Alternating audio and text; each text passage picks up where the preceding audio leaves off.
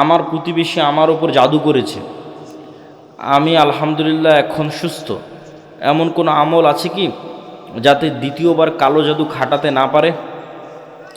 দেখেন, ডিফেন্সিভ আমল তো আছে, কিন্তু ডিফেন্সিভ আমল সর্বোচ্চ লেভেলে কার্যকরী হবে এটা বলা যাবে না। ডিফেন্সিভ আমল আছে, আমল দিয়ে আপনি মুক্তি পাবেন, সেটাই আপনাকে পবিত্র থাকতে হবে সর্বাবস্থায়। 5 ওয়াক্ত সালাত আদায় করতে হবে, সকাল সন্ধ্যার জিকির করতে হবে, সূরা বাকারা, আয়াতুল কুরসি, সূরা বাকারার শেষ 2 আয়াত, সূরা ফাতিহা, নাস, ফালাক, ইখলাস এগুলো তেলাওয়াত করতে হবে। ঘুমাতে যাওয়ার দোয়া, ঘুম থেকে ওঠার দোয়া এগুলো সব ঠিক রাখতে হবে। ক্ষমতা যায় না। আওয়ামী লীগের আমলেও যারা ছিল এখনও তারাই, এটা সরকারি চাকরি, যতক্ষণ রিটায়ার্ড না হয়েছে ততক্ষণ যাবে না। পুলিশ বলেন, আর্মি বলেন, জজ বলেন, বিচারক বলেন, সব। তো এরা তো আমরা আপনারাই, এরা তো বাইরের কেউ নয়। এরাই যদি বলে যে আজ থেকে সত্যবাদী হলাম, ন্যায়পরায়ণ হলাম, একদিনে দেশে 80% ইসলাম কায়েম হয়ে যাবে। কিন্তু ভুল হচ্ছে আমরা মানুষকে বুঝাতে পারিনি যে এটা ইসলাম। মানুষ মনে করে নিয়েছে যে সবাই মিলে যদি আমরা বোরখা পরি তাহলে ওটাই হয়তো শতভাগ ইসলাম। ওটা অবশ্যই ইসলাম। আমরা সবাই মিলে যদি মসজিদে যাই তাহলে এটাই শতভাগ ইসলাম, অবশ্যই ওটা ইসলাম। কিন্তু আমরা সবাই মিলে মসজিদেও গেলাম, সবাই মিলে বোরখাও পরলাম, কিন্তু আবার একজন আর একজনের টাকা মেরেও নিলাম, তাহলে আমরা এখনো বুঝিনি যে ইসলাম কি। এইটা এখনো বুঝিনি। কেন? এক কালবে আল্লাহর ঈমান আর আমানতের খেয়ানত একত্রিত হতে পারে না। লা ঈমান আল ঈমান লা আমানাত লাহু। ফলত মানুষকে আমরা বুঝাতেই পারিনি। আমি যে বললাম যে আজকে OC, DC, SP, AC land, sub registrar এরা যদি শতভাগ সৎ আর ন্যায়পরায়ণ হয়ে যায় তো 80% ইসলাম কায়েম হয়ে যাবে, এটা কেমনে বললাম? কেননা রাষ্ট্রে ইসলামের ট্রাম্প কার্ডই হচ্ছে, রাষ্ট্রে ইসলামের বিজ্ঞাপনই হচ্ছে ন্যায়, ন্যায়পরায়ণতা, ন্যায় বিচার, সত্যবাদিতা। এটা মোহাম্মদ সাল্লাল্লাহু আলাইহি ওয়াসাল্লাম মার্কেটিং করে গেছে ঈসা আলাইহিস সালামের জন্য, যে ঈসা আলাইহিস সালামের পূর্বে পৃথিবী জুলমে ভরা থাকবে, ঈসা আলাইহিস সালাম না আসা পর্যন্ত কিয়ামত কায়েম হবে না। লা তাকুমুস সাআহ হাত্তা ইয়ানজিলা ঈসা ইবনে মারইয়াম। ঈসা ইবনে মারইয়াম যতক্ষণ অবতীর্ণ না হয়েছে কিয়ামত হবে না। আর ঈসা ইবনে মারইয়াম অবতীর্ণ হয়ে কী করবে জানো? সারা পৃথিবীতে ন্যায় প্রতিষ্ঠা করবে। আল্লাহু আকবার। এটা ব্র্যান্ডিং। রাসূল সাল্লাল্লাহু আলাইহি ওয়াসাল্লাম এটা বলেনি যে ঈসা ইবনে মারইয়াম অবতীর্ণ হয়ে সারা পৃথিবী সব মানুষকে বাধ্যতামূলক সালাত আদায় করাবেন। মানুষ সালাত আদায় করবেই, কিন্তু রাষ্ট্রে ইসলামের ব্র্যান্ডিং কি? রাষ্ট্রে ইসলামের ব্র্যান্ডিং হচ্ছে ন্যায়। তো ওই OC, DC, SP, AC land, sub registrar এরা এমন ইসলাম বুঝলো যে এরা এখন মানুষের টাকা মেরে নিয়ে হজ করে, ঘুষ নিয়ে মসজিদে দান করে, প্রশ্ন ফাঁসের টাকা দিয়ে মাদ্রাসায় দান করে। তাহলে আমরা কি ইসলাম বুঝালাম বলেন মানুষকে? এটার সাথে যে ইসলামের কোনো সম্পর্ক নাই, এটা যে মুনাফিকি, এটা তো আমরা বুঝাতে পারলাম না। এইটার তো দিনের সাথে ঠাট্টা আছে, এটা তো মুনাফিকি আছে। ধরেন একজন মানুষ হারাম নয় হালাল টাকা দিয়ে দান করলো, একজন মানুষ 5 ওয়াক্ত সালাত জামাতে মসজিদে আদায় করলো, রাতে তাহাজ্জুদের সালাত আদায় করলো, তবুও ওই রাতে তাহাজ্জুদ সালাত আদায়কারীর চেয়ে আর আল্লাহর রাস্তায় হালাল টাকা দানকারীর চেয়ে ওসি যদি শুধু তার নিজ চেয়ারে বসে ন্যায় প্রতিষ্ঠা করতে শতভাগ, ওটা বেশি নেকির কাজ ছিল। এইটাই তো বুঝাতে পারলাম না। এটা রাসূল সাল্লাল্লাহু আলাইহি ওয়াসাল্লামের হাদিস, সাবআতু ইউযিল্লুহুমুল্লাহু ইয়াওমা লা যিল্লা ইল্লা যিল্লুহ। 7 শ্রেণীর মানুষকে আল্লাহ আরশের ছায়া দিবেন, তার 1 নম্বরে জায়গা দেওয়া আছে ন্যায়পরায়ণ, দায়িত্বশীল। বাকি নামাজি, দানকারী এদেরকে 2, 3, 4 জায়গা দেওয়া আছে। আর 1 নম্বরে জায়গা দেওয়া আছে যে নিজ দায়িত্বে শতভাগ ন্যায়পরায়ণ। তাহলে OC, DC, SP, AC land, sub registrar এদেরকে আমরা বুঝাতে পারলাম না যে তুমি তো যে পাগলামি করতেছো ওটা তো মুনাফিকি, ওটা তো করার দরকারই নাই। তুমি এই যে দায়িত্ব বসে আছো এটাই শতভাগ ন্যায়ের সাথে যদি তুমি পালন করতে পারো তাহলে তুমি কি পালন করতেছো জানো? রব্বুল আলামিনের গুণে গুণান্বিত হচ্ছ। রব্বুল আলামিন আল্লাহ, তার সবচেয়ে বড় গুণ হচ্ছে তিনি ন্যায়পরায়ণ, জুলম করেন না। মানুষ হয়ে তুমি মানুষের উপর শতভাগ ন্যায় করতেছো, দিস ইজ এ মিরাকল। মানুষ হয়ে তুমি রব্বুল আলামিনের যে গুণ, যে উনি কারো উপর জুলুম করবেন না, সেটা তুমি বাস্তবায়ন করতে, এটা অনেক মহৎ গুণ, বিশাল গুণ। কিন্তু এটা আমরা মানুষকে বুঝাতে পারলাম না। ইসলাম কি এটা মানুষকে বুঝাতে আমরা ব্যর্থ। তাহলে সত্যবাদিতা, ন্যায়পরায়ণতা ছাড়া নেতা হওয়ার কোনো সুযোগ নাই। আর সত্যবাদী ন্যায়পরায়ণ মানুষ যেন বের না হয়ে আসে, এই জন্য গণতন্ত্র।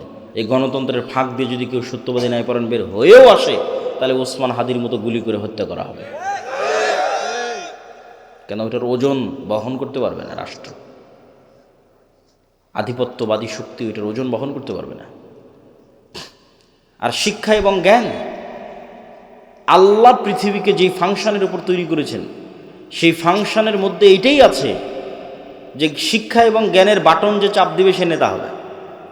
এখন সুন্দরগঞ্জের যুবকেরা যদি সব free fire, PUBG, TikTok, IPL, BPL এগুলো নিয়ে ব্যস্ত থাকে, সময় নষ্ট করে, মদ, জুয়া, গাঞ্জা নিয়ে ব্যস্ত থাকে, আর ইউরোপ আমেরিকার ইহুদি খ্রিস্টানের সন্তানেরা যদি জ্ঞান অর্জন করে, তো আল্লাহ বলবে না এই ইহুদি খ্রিস্টান তোদের নেতা বানাবো না, আমার সুন্দরগঞ্জে কিছু মদখোর, জুয়াখোরকে নেতা বানাবো।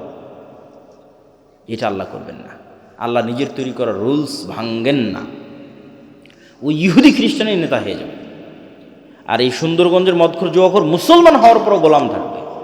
কেন? আমার পায়ে গোলামির জঞ্জির সে নিজে বেঁধেছে, কিছু করার নাই। আল্লাহ এই সিস্টেম তৈরি করেছে যে জ্ঞানে নেতা হওয়া যায়। কেন বলেন তো? আল্লাহ নিজে সবার চেয়ে জ্ঞানী। আদম আলাইহিসসালাতু ওয়াসসালামকে জ্ঞান দিয়ে, আল্লাহ সম্মান দিয়ে ফেরেশতা এবং জিন দিয়ে সিজদা করিয়েছে। ইবলিস করেনি, ইবলিস বোঝেইনি, ইবলিসের প্রশ্নই ভুল। ইবলিস প্রশ্ন করেছে আমি তো আগুনের তৈরি। আরে পাগলা, আগুনের তৈরি আর নূরের তৈরি এগুলো তো কথা নয়, জ্ঞান তো তোমার চেয়ে বেশি। আদম আলাইহিসসালাতু ওয়াসসালামকে জ্ঞান দেওয়া হয়েছে তোমার চেয়ে বেশি, নাহলে তোমার আগুনের চেয়ে নূরের তৈরি ফেরেশতা তো আরও শ্রেষ্ঠ। নূরের তৈরি ফেরেশতা কি জন্য সিজদা করতেছে, আর তুমি আগুনের তৈরি হয়ে কি বলতে চাও, কি বুঝাতে চাও? জ্ঞানই শ্রেষ্ঠত্ব, জ্ঞানই ক্ষমতা। আল্লাহ তলুতকে যখন নেতা বানালেন তখন বলছেন বাসতাতান ফিল ইলমি ওয়াল জিসম, আমি তলুতকে নেতা বানিয়েছি জ্ঞানের জোরে, জ্ঞানের ক্ষমতায়। কিন্তু আজ মুসলমানদের সাথে জ্ঞানের কোনো সম্পর্ক নেই, বই পুস্তক পড়ার কোনো সম্পর্ক নাই। তাহলে কীভাবে নেতা হবেন? গোলামির জিঞ্জির তো আমরা আমাদের পায়ে নিজেরাই বেঁধেছি। এবার কল্পনা করেন যে 500 জন যদি এমন যুবক তৈরি হয়, যে 500 জন যুবক শতভাগ তাওহীদে বিশ্বাসী, শতভাগ ঈমান বিল গায়বে ইয়াকিন রাখে, মানে পরকাল দেখতে পায়, বস্তুবাদী নয়, আবার জ্ঞানে সর্বোচ্চ। আবার জ্ঞান টাকা দিয়ে কিনে নেওয়া যায় না। কত ডাক্তার, ইঞ্জিনিয়ার নেবেন, অনেক জ্ঞান অর্জন করেছে, পিএইচডি ডিগ্রিধারী, একটা 1 লাখ, 5 লাখ, 1 কোটি টাকার জন্য স্বাক্ষর বিক্রি করে দিচ্ছে। বন্দরে বসে আছে, চিটাগাং বন্দরে, মেডিকেলগুলোতে বসে আছে, গাড়ি হাতিয়ে দিবে, কোম্পানির ওষুধ লিখবে। ও কি জ্ঞানী নয়? জ্ঞানী, কিন্তু ওর জ্ঞানকে বিক্রি করে দিয়েছে, ন্যায়পরায়ণ নয়। তাহলে কল্পনা করেন যে 500 এরকম যুবক তৈরি হয়েছে যারা সর্বোচ্চ ডাক্তার, সর্বোচ্চ ইঞ্জিনিয়ার, কিন্তু বিক্রি হয় না, কেউ কিনতে পারে না ওদেরকে, ন্যায়পরায়ণ, সত্যবাদী, আবার তাওহীদে শতভাগ তাওহীদে বিশ্বাস রাখে, আবার ঈমান বিল গায়বে ইয়াকিন রাখে। এদেরকে পরাজিত করবে এরকম কোনো শক্তির জন্মই হয়নি পৃথিবীতে। কিন্তু হ্যাঁ, এরকম 500 যুবক তৈরি হয়ে গেলে তারা পৃথিবীর জন্য, সাম্রাজ্যবাদী শক্তির জন্য হুমকি। তখন তারা এদেরকে ধ্বংস করতে চাইবে, হত্যা করতে চাইবে। আর যখন ধ্বংস এবং হত্যা করতে চাইবে তখন আল্লাহর সাহায্য লাগবে। আল্লাহর সাহায্য ছাড়া মুসলমানদের বিজয় আগেও কোনো দিন হয়নি, পরেও কোনো দিন হবে না। দুনিয়ার শক্তিতে মুসলমানদের বিজয় হয় না। দুনিয়ার শক্তি চেষ্টার অংশ। বিজয় হয় কি দিয়ে? একটু কথা বলেন তো, কি দিয়ে বিজয় হয়? আল্লাহর সাহায্য দিয়ে বিজয় হয়। তা আল্লাহর সাহায্য কেমনে পাবেন? আল্লাহর সাহায্য পাওয়ার জন্য 2টা বড় মাধ্যম আছে, প্রযুক্তি আছে, অস্ত্র আছে আল্লাহর সাহায্য পাওয়ার। একটা সালাত আর একটা জিকির। 5 ওয়াক্ত সালাতের তো লাগবেই। 5 ওয়াক্ত সালাতের পরে আরও একটা সালাত খুবই পাওয়ারফুল, এটা হচ্ছে রাতের সালাত। আর জিকির তো আছেই, কিন্তু জিকিরের মধ্যে একটা জিকির খুবই পাওয়ারফুল, এটা হচ্ছে সকাল সন্ধ্যার জিকির। কিন্তু এই সালাত এবং এই জিকির কেন পাওয়ারফুল, এই সালাত এবং জিকির দিয়ে কেমনে আল্লাহর সাহায্য আসবে, এটা একটু বুঝে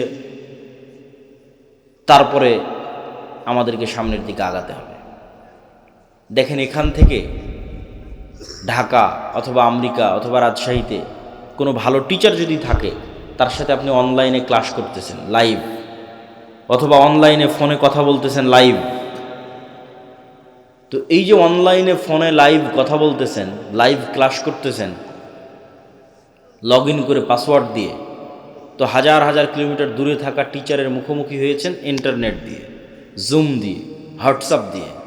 তো এইটা যে প্রযুক্তি, এই প্রযুক্তির চাইতেও লক্ষ কোটি গুণ টপ লেভেলের প্রযুক্তি হচ্ছে আমি দুনিয়াতে বসে আছি আর আমার সাথে 7 আসমানে থাকা রব্বুল আলামিন লাইভ কানেক্টেড হবেন।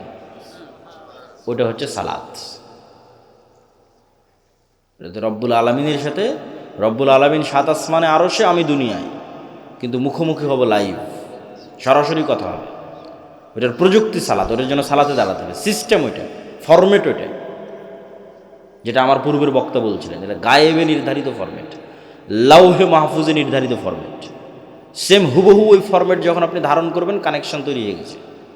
ফরম্যাটে উল্টাপাল্টা হয়ে গেলে কানেকশন হবে না, নেটওয়ার্ক কাজ করবে না, অ্যাক্টিভ হবে না, ফাংশন করবে না। এই জন্য ফরম্যাট হুবহু ওইরকমই থাকা লাগবে, যেমনটা লাউহে মাহফুজে, লাউহে মাহফুজ থেকে জিব্রাইল, জিব্রাইল থেকে মোহাম্মদ সাল্লাল্লাহু আলাইহি ওয়াসাল্লাম, মোহাম্মদ সাল্লাল্লাহু আলাইহি ওয়াসাল্লাম থেকে কোরআন এবং হাদিসে। তো কোরআন এবং হাদিসে যেভাবে ফরম্যাট দেওয়া আছে ওটাই হতে হবে। তাহলে ওই ফরম্যাট দিয়ে আপনি এখন জমিনে বসে থেকে রব্বুল আলামিনের সাথে কানেকশন হবে। ঠিক যেমন আমরা আমাদের মোবাইলের পাসওয়ার্ড ওপেন করতেছি ফিঙ্গারপ্রিন্ট দিয়ে, ফেস ভেরিফিকেশন দিয়ে। ওই ফেস ভেরিফিকেশন যখন নেয় তখন বলে ডানে তাকাও, বামে তাকাও, উপরে তাকাও, তাহলে পুরো ফেসটা নেয়, পুরো ফেসটা মোবাইলের কাছে থাকলো, পরে যখনই আমার ফেসটা দেখে চিনতে পারে, সাথে সাথে খুলে যায়। তো আজকের যুগে, আধুনিক যুগে অনেক দরজা আছে, দেখবেন ফিঙ্গারপ্রিন্ট দিয়ে দরজা ওপেন হয়। আচ্ছা, আমাদের গাড়ির চালক কি এসে পৌঁছেছে? ভাই পৌঁছেছে? তো দেখবেন যে ফিঙ্গারপ্রিন্ট দিয়ে দরজা ওপেন হয়, কার্ড পাঞ্চ করে দরজা ওপেন হয়। তো মনে করেন আমরা অত্যাধুনিক প্রযুক্তির একটা দরজার সামনে দাঁড়িয়ে আছি, যেই দরজা পাসওয়ার্ড অনেক কঠিন, প্রচুর ভ্যারাইটিস পাসওয়ার্ড। যেমন মোবাইলের পাসওয়ার্ড দেওয়ার সময় ওরা কী বলে যে শুধু ইংরেজি লিখিও না, সংখ্যা দাও, 1 2 3 4 দাও, 1 2 3 4 পরে হ্যাশ দাও, স্টার দাও, যত রকমের দিতে পারো তত পাসওয়ার্ড শক্ত। তো পাসওয়ার্ড অনেক শক্ত, নির্ধারিত সময়ে আসতে হবে, নির্ধারিত সময় ছাড়া কাজ করবে না, দরজা খুলবে না। নির্ধারিত সময়ে আসতে হবে, পবিত্র অবস্থায় আসতে হবে, পবিত্র হওয়ারও ফরম্যাট দেওয়া আছে। মানুষ বুঝতেছে না কী ব্যাপার, আমি পেশাব পায়খানা করলাম কিন্তু হাত কেন ধুচ্ছি? এটা তো গায়েবে নির্ধারিত ফরম্যাট, এটা তো প্রযুক্তি। পেশাব পায়খানা করে এসে মাথা কেন মাসাই করতেছে? তো লাউহে মাহফুজ এভাবে নির্ধারণ করা আছে, এইটা ওইটার সাথে মিলে যাবে, তখনই তো কানেকশন তৈরি হবে, তখনই তো যোগাযোগ তৈরি হবে। আসলে যখন আপনি নির্ধারিত সময় যখন পবিত্র অবস্থায় দাঁড়ালেন, এটা একটা ফরম্যাট, এর সাথে একটা আওয়াজ আছে, সাউন্ড আছে, আলহামদুলিল্লাহ রাব্বিল আলামিন আর রহমানির রহিম। রুকুতে যখন গেলেন, এটা একটা ফরম্যাট, ওর সাথে একটা সাউন্ড আছে, সুবহান রাব্বিল আযীম। সিজদায় গেলেন, ওর সাথে একটা সাউন্ড আছে, সুবহান রাব্বিল আলা। এই ফরম্যাট, সাউন্ড, দাঁড়ানো, সময়, নিয়াত, কালব কানেক্টেড, চোখ সিজদায়, সব যখন মিলে গেছে, তখন তো সামনের দরজা উন্মুক্ত হবে, ধরতে পেরেছে পরিপূর্ণভাবে, তখন আল্লাহর সাহায্যের দরজা উন্মুক্ত হবে, আল্লাহ সুবহানাহু ওয়া তাআলার রহমত পাওয়ার দরজা উন্মুক্ত হবে। এটাই সালাত। সালাত ছাড়া মুসলমানদের বাঁচার কোনো রাস্তা নাই, সালাত ছাড়া মুসলমানদের মুক্তির কোনো রাস্তা নাই। কেন? 7 আসমানের সাথে যোগাযোগই হবে না, 5 ওয়াক্ত সালাতে জেনে ওর নামেই নাই, গন্তিতেই নাই, আল্লাহর কাউন্টের মধ্যেই নাই। তো ওকে দিয়ে কী কাজ হবে? ওর ভোটেরও কোনো দাম নাই, ওর মিছিলেরও কোনো দাম নাই, ওর তাকবীরেরও কোনো দাম নাই, ভ্যালুলেস। 16 কোটি বেনামাজি ভোট দিয়ে যদি বলে ইসলাম বিজয় করবে, এটা মিথ্যা কথা। তা আল্লাহর খাতাতে নাই কিসের ইসলাম?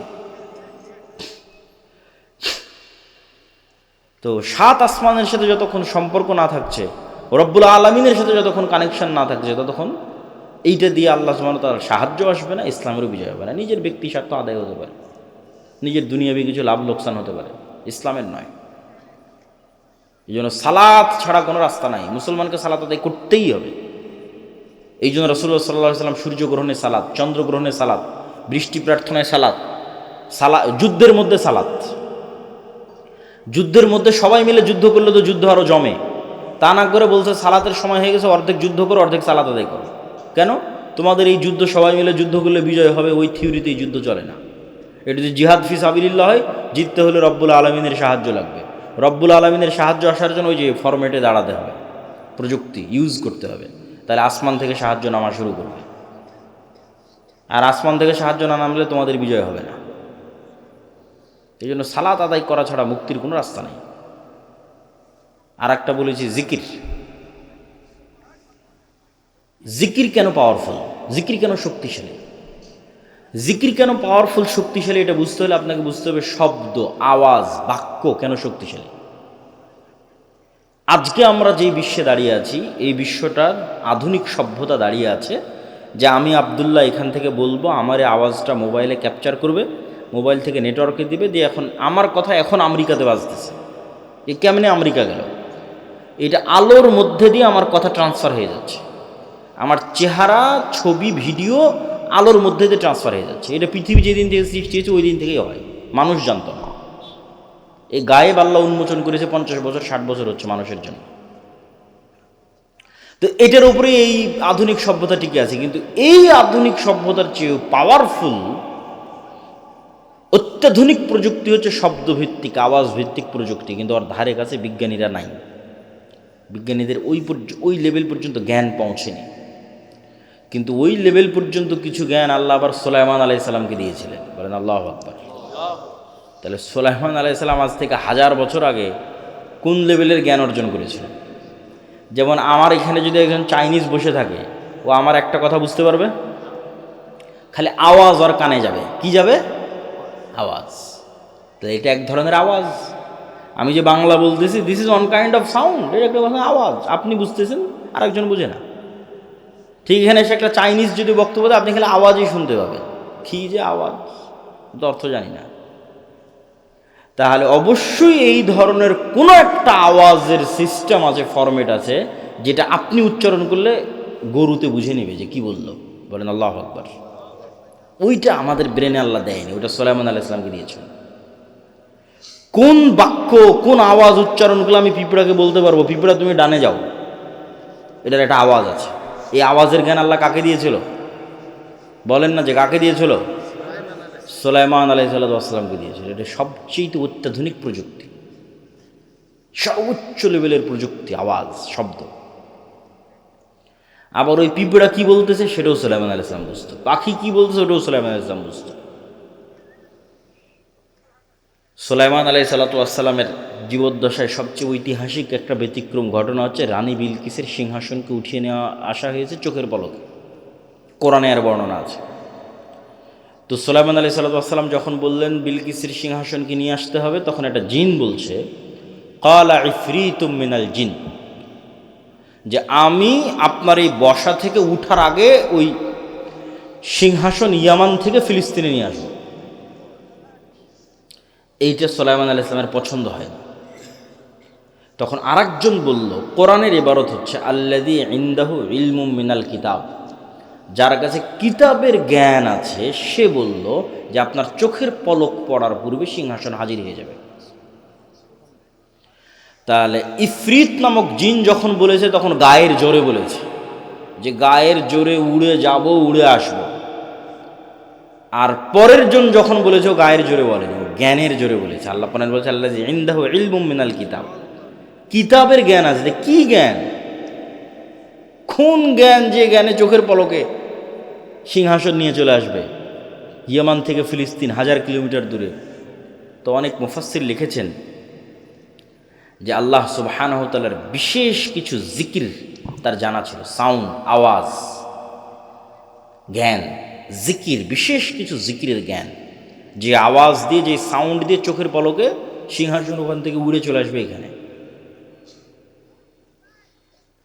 তো সাউন্ড খুব পাওয়ারফুল। এই জন্য আল্লাহ সুবহানাহু ওয়া তাআলা পৃথিবী ধ্বংসর সিস্টেম নির্ধারণ করেছেন সাউন্ড। যে ইসরাফিল বাঁশিতে ফুঁ দিবে, আওয়াজ তৈরি হবে, আওয়াজে সূর্য চন্দ্র নক্ষত্র সব ভেঙে চূর্ণ বিচূর্ণ হয়ে যাবে, আওয়াজ। মানুষ, ফেরেশতা, জিন সব মরে যখন সাফ, কুল্লু মান আলাইহা ফান ওয়া ইয়াবকা ওয়াজহু রাব্বিকা যুল জালালি ওয়াল ইকরাম, তখন আল্লাহ যদি পুনরুজ্জীবন করতে চাই, ইসরাফিলকে আবার নতুন করে সৃষ্টি করে ইসরাফিলের মুখে বাঁশি দিয়ে আওয়াজ দিতে বলবে, আওয়াজে সব কবর থেকে বের হয়ে আসবে। তাহলে ধ্বংসের সিস্টেমও আওয়াজ, পুনরুত্থানের সিস্টেমও আওয়াজ। এটা টপ লেভেলের প্রযুক্তি, আওয়াজ। এই জন্য মুসা আলাইহিস সালামকে যে লাঠি দেওয়া হয়েছে, মুসা আলাইহিস সালামের যে মোজেজার পাথর ছিল, যেটাতে আঘাত করে বৃষ্টি তৈরি, ঝর্ণা তৈরি হয়েছিল, যে পাথর আর লাঠি বানু ইসরায়েলরা বহন করতো তাবুত নাম দিয়ে, কোরআনে আছে তাবুতের কথা, আর সাকিনা তাবুত, ওরা সব যুদ্ধ ওটা নিয়ে যেত, ওটার বরকতে ওদের বিজয় হয়ে যেত। ওইটা ওরা হারিয়ে ফেলেছে। ওরা মনে করছে এই তাবুত জেরুজালেমের মসজিদে আকসার মাটির নিচে আছে। তো ওদের ওই তাবুতের চেয়েও, মুসা আলাইহিস সালামের লাঠির চেয়েও, মুসা আলাইহিস সালামের হাতের মোজেজার চেয়েও, ঈসা আলাইহিস সালামের মৃত্যুকে জীবিত করার চেয়েও পাওয়ারফুল জিনিস মুসলমানদের কাছে আছে। সেটা হচ্ছে সরাসরি আল্লাহর আওয়াজ, কোরআন। বলেন আল্লাহু আকবার। কোরআন সরাসরি আল্লাহর আওয়াজ, আল্লাহর সাউন্ড, আল্লাহর শব্দ, আল্লাহর বাক্য, যেটা জিব্রাইল হয়ে মুহাম্মদ সাল্লাল্লাহু আলাইহি ওয়াসাল্লাম হয়ে আমাদের পর্যন্ত এসেছে। এই জন্য কোরআন তেলাওয়াত বিশুদ্ধ হতে হবে, যাতে হুবহু মুহাম্মদ সাল্লাল্লাহু আলাইহি ওয়াসাল্লামের মতো হয়। ফরম্যাট মিলবে, তখন বেশি কাজ করবে, এবং ওইভাবে ওই লেভেলের আরবি বুঝতে হবে। এটাই মুসলমানদের সবচেয়ে বড় সম্পদ, সবচেয়ে বড় প্রযুক্তি, যার সামনে পৃথিবীর কোনো শক্তি টিকতে পারবে না। কেন? এটা সরাসরি আল্লাহর আওয়াজ, আল্লাহর শব্দ, আর সবচেয়ে পাওয়ারফুল হচ্ছে শব্দ, সবচেয়ে পাওয়ারফুল হচ্ছে আওয়াজ। এই জন্য শ্রেষ্ঠতম জিকির হচ্ছে পবিত্র কোরআন। আফজালুল জিক্র তিলাওয়াতুল কোরআন, শ্রেষ্ঠতম জিকির কোরআন তেলাওয়াত করা। কিন্তু সেই কোরআন শিখে কে, পড়ে কে, বুঝে কে, জানে কে? কোরআনের যা অবস্থা আমাদের বাড়িতে ঘরে, আমাদের তা অবস্থা পৃথিবীতে। এভাবেই ভাগ্য নির্ধারণ করা আছে। তো জিকিরের কথা বলতে গিয়ে আর দুটো পয়েন্ট বলবো, যে জিকির কেন গুরুত্বপূর্ণ, কেন শক্তিশালী, কেন পাওয়ারফুল। পৃথিবীর এমন কোনো অসম্ভব নাই যা সম্ভব করা যাবে না জিকির দিয়ে। তবে তার আগে, জিকিরের উপর গুরুত্বপূর্ণ দুটো পয়েন্ট উল্লেখ করার আগে জরুরি 2 মিনিট কথা।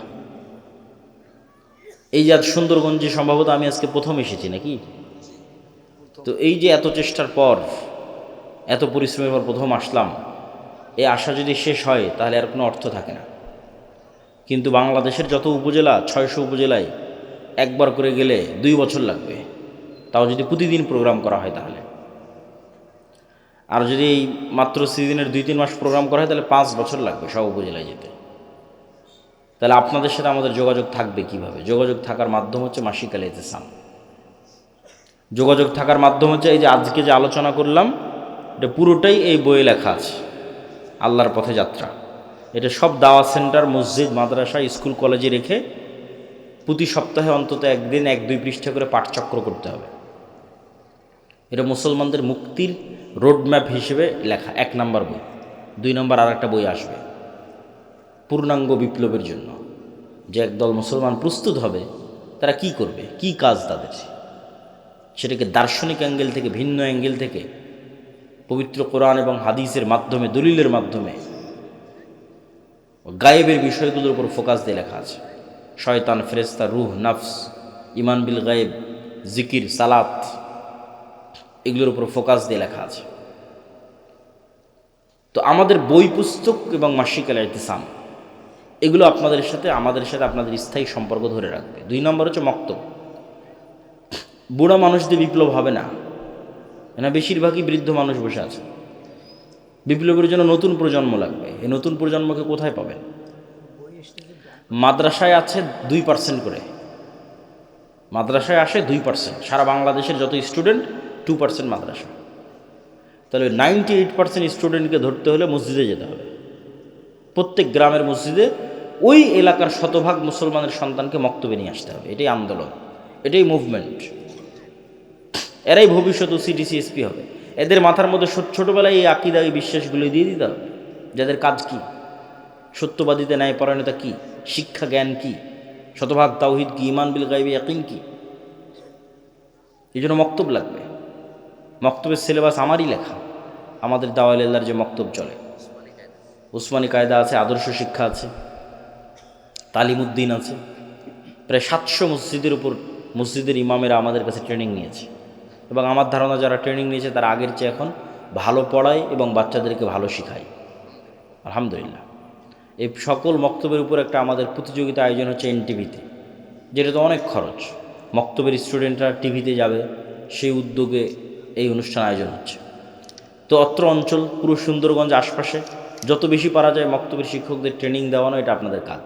যাতায়াত খরচও লাগে না, থাকা খাওয়া লাগে না। 3 নম্বর হচ্ছে যে দিনী প্রতিষ্ঠানগুলো হবে সেই দিনী প্রতিষ্ঠানগুলোকে জামিয়া সালাফির সাথে অধিভুক্ত করা। এইটার মাধ্যমে আমাদের সাথে আপনাদের সম্পর্ক তৈরি হবে। এটা বলে এবার জিকিরের যে 2টা পয়েন্ট, সেই 2টা পয়েন্টের দিকে আগায়। মেয়েদের কথা বলা হয়েছে যে মেয়েরা আজকের অনুষ্ঠানে আছে, তাদের উদ্দেশ্য করে কিছু বলা যায় কিনা। আমার বক্তব্যের যেটা মূল বিষয় ছিল ন্যায়পরায়ণতা এবং সত্যবাদিতা, গোলামি থেকে মুক্তির জন্য। এটা অনেকে যদি মনে করে শুধু ছেলেদের কাজ, এটার অনেক অংশ মেয়েদের সাথে জড়িত আছে। কিভাবে? এই যে আপনারা যারা এখানে উপস্থিত আছেন, নিজ বাপের সম্পত্তিতে নিজ বোনকে ন্যায়ের সাথে সম্পদ দিয়েছেন? যদি দিয়ে থাকেন নেতা হবেন, আপনার ছেলেরা নেতা হবে। যদি না দিয়ে থাকেন আপনি গোলাম, আপনার পরবর্তী 14 প্রজন্ম গোলাম। এটাই গোলামির স্বভাব। ধোঁকা দেওয়া, ন্যায় প্রতিষ্ঠা না করা, এটাই গোলামির স্বভাব। তাহলে মা এবং বোনকে তাদের সম্পত্তি ন্যায়ের ভিত্তিতে বন্টন করতে হবে। ঠিক মা এবং বোনকে চিন্তা করতে হবে, আমি কি আমার শাশুড়ির সাথে ন্যায় করতেছি? শাশুড়িকে চিন্তা করতে হবে, আমি কি আমার স্ত্রীর সাথে ন্যায় করতেছি? এই এক চিন্তাতে সমাজ ঠিক হয়ে যাবে। এক চিন্তাতে একদিনে সমাজ সংশোধন হয়ে যাবে। যদি ন্যায় ইনসাফ, অন্যায় করা যাবে না। ওটা আসল ইসলাম, ওটা প্রকৃত ইসলাম। ওটা আগে, ওটাতে ফেঁসে গেলে কিয়ামতের মাঠে বেশি ফেঁসে যাবেন। কেন আল্লাহ ওটা ক্ষমা করবে না, ওটা মানুষের সাথে সম্পৃক্ত। অন্যগুলো তো আল্লাহর কাছে ক্ষমা চাইলে আল্লাহ ক্ষমা করে দেবে। তো মা এবং বোনদের ক্ষেত্রেও আজকের আমাদের আলোচনা পরিপূর্ণরূপে প্রযোজ্য। জিকিরের ক্ষেত্রে যে 2টা পয়েন্ট বাকি আছে। মুসা আলাইহিস সালাতু ওয়াস সালামকে আল্লাহ সুবহানাহু ওয়া তাআলা বললেন যে মুসা, তোমাকে লাঠি দিলাম, জিহ্বা তোতলা ছিল ভালো করে দিলাম, ভাইকে সহযোগী হিসেবে দিলাম, তো এখন তুমি রওনা দাও। তবে একটা কথা মনে রাখো, ওয়ালা তানিয়া ফি জিক্রি, জিকির করতে যদি ভুলে যাও সব ডিঅ্যাক্টিভেট হয়ে যাবে। যা ফাংশন দিয়েছি, ধরেন মুসা আলাইহিস সালাতু ওয়াস সালাম 1 সপ্তাহ থেকে নামাজও পড়ে না, জিকিরও করে না, ধরেন কথার কথা বলতেছি। তার মানে মুসা আলাইহিস সালামের কলব আল্লাহর সাথে কানেক্টেড নাই। সালাতের প্রযুক্তিও ব্যবহার করেনি, জিকিরের প্রযুক্তিও ব্যবহার করেনি, কলব রব্বুল আলামিনের সাথে কানেক্টেড হতে পারেনি। এখন যদি ওই লাঠি 1000 বারো ছাড়ে জীবনে সাফ হবে না, ও ডিঅ্যাক্টিভেট হয়ে গেছে। সমুদ্রের মধ্যে মারলে রাস্তা তৈরি হবে না। যেভাবে তোমাদের ফেসবুক, হোয়াটসঅ্যাপ, ফেসবুক কর্তৃপক্ষ মেটা ডিঅ্যাক্টিভেট করে দেয়, ডিঅ্যাক্টিভেট হয়ে গেছে। ওটা তখনই কাজ করবে যখন মুসা আলাইহিস সালামের কলব রব্বুল আলামিনের সাথে কানেক্টেড। সালাত এবং জিকির এই 2টা দিয়ে। ওইটা আল্লাহ বলে দিচ্ছে, ওয়ালা তানিয়া ফি জিক্রি, খবরদার আমাকে স্মরণ করতে বলিও না, তোমার কলবকে আমার সাথে কানেক্টেড থাকতে হবে। তাহলে তোমার হাতের লাঠি সমুদ্রে মারলে রাস্তা তৈরি হয়ে যাবে। আল্লাহু আকবার। এই জন্য জিকিরের কোনো বিকল্প নাই। দোয়াতে নিজের প্রয়োজন বেশি থাকে, যে আল্লাহ আমাকে এটা দাও, টাকা পয়সা দাও, ছেলেকে প্লাস দাও, মেয়ের ভালো পাত্রে বিবাহ দিয়ে দাও, ধন সম্পদ দাও, আল্লাহ দ্রুত বিয়ের ব্যবস্থা করে দাও, কত রকমের সব নিজের প্রয়োজনের দোয়া দিয়ে ভরা। মানুষ দোয়া করবে, আল্লাহ পছন্দ করে, কোনো সমস্যা নেই। কিন্তু জিকিরে নিজের প্রয়োজন থাকে না। জিকির শুধু আল্লাহর বড়ত্ব, আল্লাহর মহত্ব, আল্লাহর গুণগান, আল্লাহর পবিত্রতা, আল্লাহর শ্রেষ্ঠত্ব, বান্দার কোনো স্বার্থ নাই। জিকির ফেরেশতাদের ইবাদত, জিকির আমার আশেপাশে যা আছে সবগুলোর ইবাদত। আল্লাহ সুবহানাহু ওয়া তাআলা বলছেন, এটা একটা গায়েবের নিউজ। এটাতে বক্তব্যের শেষের দিকে চলে যাব। ইউসাব্বিহু লিল্লাহি মা ফিস সামাওয়াতি ওয়া মা ফিল আরজ, আসমান জমি এবং তার মধ্যে যা কিছু আছে, এই প্যান্ডেল, ওই টিস্যু, এই গায়ের জামা, ওই মোবাইল ক্যামেরা, এই মাটি, সব 24 ঘন্টা তাসবিহ পড়তেছে। আল্লাহু আকবার। এই তাসবিহ পড়ার আওয়াজ আছে, আমি এমনি বলি না, আওয়াজ সবচেয়ে পাওয়ারফুল। আপনি পিঁপড়া চলার আওয়াজ যেমন শুনতে পান না, এটাও শুনতে পান না, কিন্তু এই পিঁপড়া চলার আওয়াজ ঠিকই হাতি শুনতে পায়, আল্লাহর অন্য প্রাণী শুনতে পায়, আপনি পান না, কিন্তু আওয়াজ হচ্ছে। আমাদের এই গায়ের এই জামা আওয়াজ করে করে তাসবিহ পড়তেছে। শুধু কি এটা ভয়ঙ্কর না, এর চেয়ে বড় ভয়ঙ্কর হচ্ছে আমরা যখন তাসবিহ পড়ি তখন এরা বুঝে। রাসূলুল্লাহ সাল্লাল্লাহু আলাইহি ওয়াসাল্লাম বলেন, মুয়াজ্জিন যখন আজান দেয়, আর আজানের আওয়াজ যতদূর পর্যন্ত যায়, জীবজন্তু, জড়বস্তু, জড় পদার্থ, কীট পতঙ্গ, পঙ্গপাল সব এই আওয়াজ বুঝে এবং এই আওয়াজের পক্ষে কিয়ামতের মাঠে সাক্ষী দিবে। তাহলে চারপাশের জীবজন্তু সৃষ্টি জীবের ইবাদত হচ্ছে তাসবিহ জিকির, ফেরেশতার ইবাদত তাসবিহ জিকির। তাহলে এবার আপনিও যখন সকাল সন্ধ্যে জিকির করবেন, তাসবিহ পাঠ করবেন, তখন আপনার জন্য পৃথিবীর সব কিছু সহজ হয়ে যাবে। 5 ওয়াক্ত সালাত, রাতের সালাত এবং সকাল সন্ধ্যের জিকির মুসলমানদের সবচেয়ে বড় অস্ত্র। আর এই পবিত্র কোরআন আল্লাহর সাহায্য আসমান থেকে জমিনে নামিয়ে আনার জন্য। এটা ছাড়া ওই যে আপনি শতভাগ তাওহীদে বিশ্বাসী, শতভাগ ঈমান বিল গায়বে ইয়াকিন রাখেন, বিশাল জ্ঞান অর্জন করেছেন, সত্যবাদিতা ন্যায়পরায়ণতা প্রতিষ্ঠা করতে যাবেন, তো বহির্বিশ্ব তো আপনাকে বাঁচিয়ে রাখবে না, মারবে। তখন তো আপনার আল্লাহর সাহায্য লাগবে, তখন কি করবেন?